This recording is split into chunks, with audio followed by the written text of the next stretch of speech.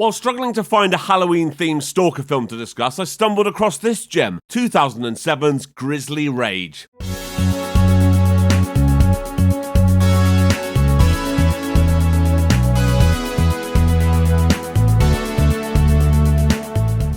I'm Jay Harangue and I talk about soft porn and stalker movies. You should subscribe. Right, let's meet these 4 teens who have just graduated high school. Rich.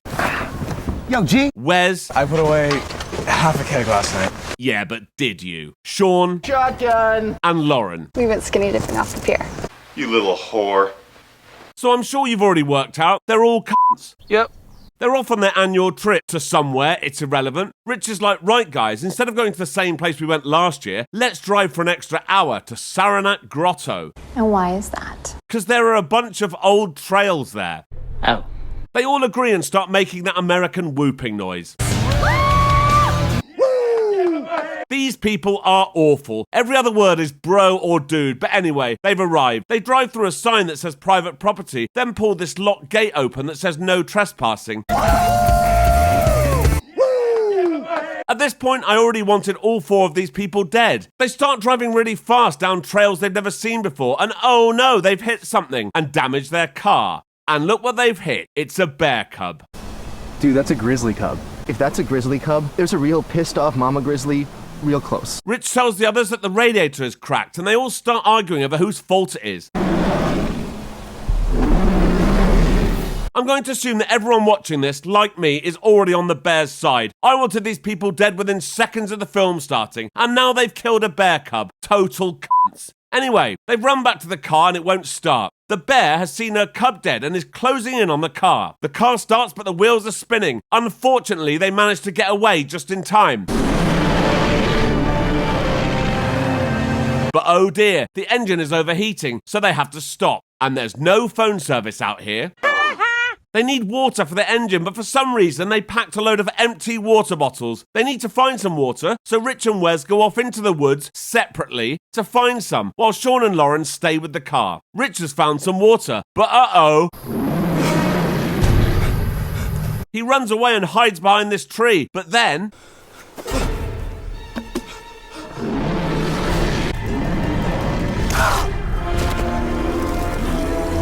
Yes!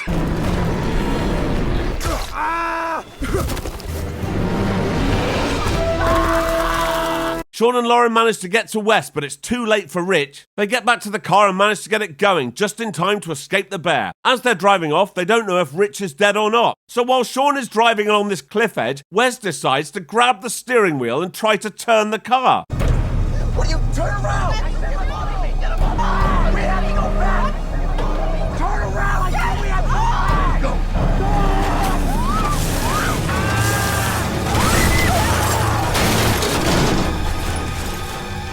So now they're stuck down here and the car's fucked. Nobody knows that we're out here. You know that, right? You know what the only way out of here is? On our own 2 feet. So they try to winch the car back to the road using this tree, which looks like it may or may not hold. This is by far the most exciting part of this film, but it's all for nothing anyway because the car won't start. Battery's dead. Great. So they need a plan. 15 kilometers to the highway? At least, bro. Probably jog down in a couple hours. I'll go. I'm on it. We both know I can outrun you any day of the week. Give me yourself. Are you sure? So Sean is going to make a run for the highway and hope to find help or cell phone service. But before he leaves, Wes gives him a quick lesson on bear survival. If you run into it, don't look it in the eye. Stand still, talk to her quietly, let her know that you know she's there. If she charges you, she might leave you alone. Los amigos? Los amigos. Yeah! So Sean starts running for the highway to this terrible song called Belonging by Jet Set Satellite, which is almost as awful as the film. It is. And we get pretty much the whole song. This scene goes on and on and on.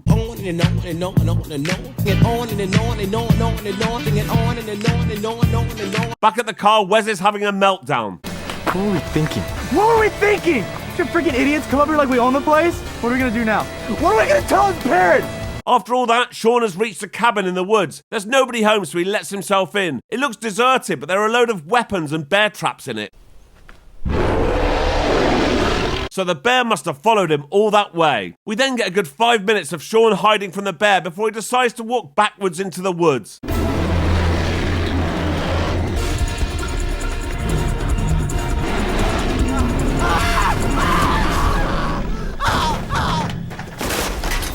Back at the car, Wes and Lauren are like, what if we had done this? What if we hadn't done that? Blah, blah, blah. Sorry, Wes. Sorry.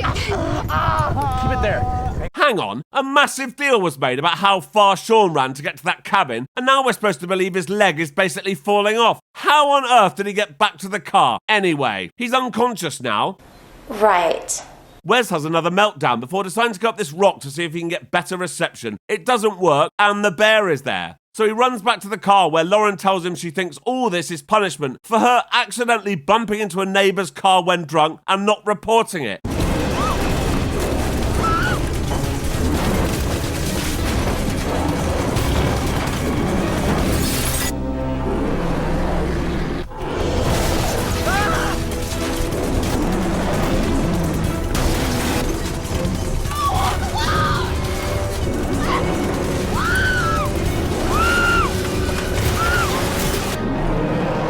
I love how they've mixed footage of an actual bear that the crew has clearly tempted with food to the car when no actors were there, with scenes of what is clearly a man in a bear costume. Anyway, the car is now on its side, and the bear decides to leave it at that for now. Oh, I see. Remember Sean? He was unconscious in the back seat when the bear attacked the car, but now he seems fine. I can only imagine the script was altered because there was no sign of him in the car when the bear attacked. So now the plan is to push the car until they get to a downhill bit. But they end up back at the cabin where the bear got Sean. Well, that worked out peachy. Lauren decides to go in, alone. What an idiot. She sees the bear trap, which might be helpful, but she drops it and it breaks. Oh, what a loser. Oh well, nothing else of any note in here. Oh no, she's landed on the bear trap. Time to go back to the car and tell Wes how useless she is. But oh no, the bear's coming back. Get in the car. Get in the car. Hurry up. Get in the car.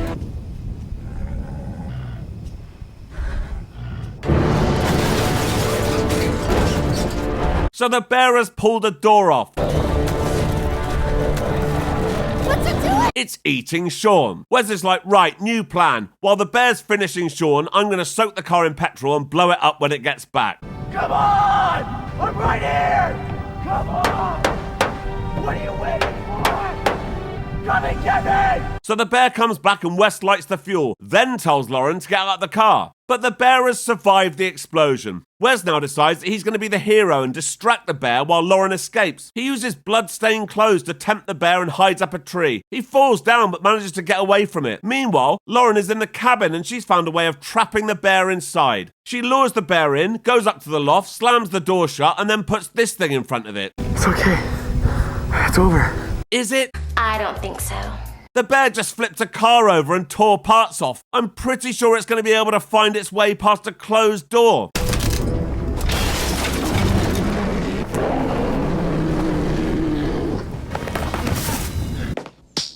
Just keep going! Get out! Keep going! Go! Keep going! Come on! Go!